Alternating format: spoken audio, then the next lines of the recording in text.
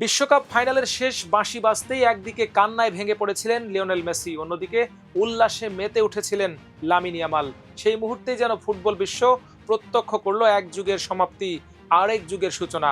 মাত্র ১৯ বছর বয়সী ইউরো ও বিশ্বকাপ ট্রফি, আন্তর্জাতিক ফুটবলের সবচেয়ে বড় দুই শিরোপা জিতে নিজেকে নতুন প্রজন্মের সবচেয়ে উজ্জ্বল তারকা হিসেবে প্রতিষ্ঠিত করলেন স্পেনের বিস্ময় বালক। ২ বছর আগে ইউরো জয়ের নায়ক ছিলেন ইয়ামাল, এবার বিশ্বকাপেও স্পেনের অন্যতম বড় ভরসা হয়ে উঠলেন তিনি।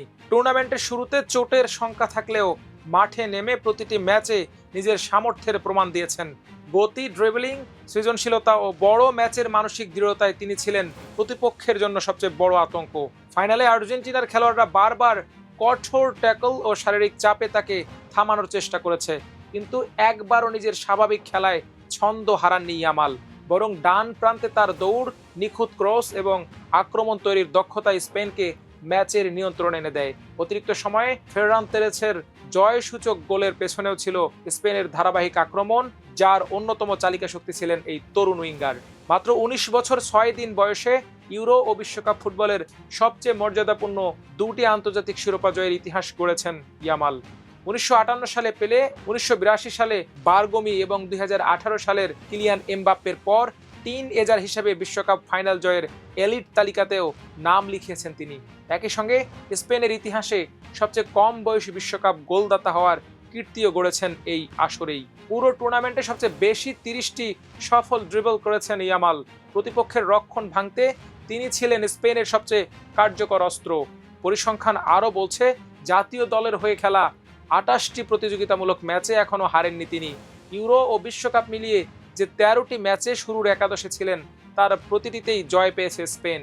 ইউরোপীয় কোনো ফুটবলারের ক্ষেত্রে এটি এক অনন্য রেকর্ড।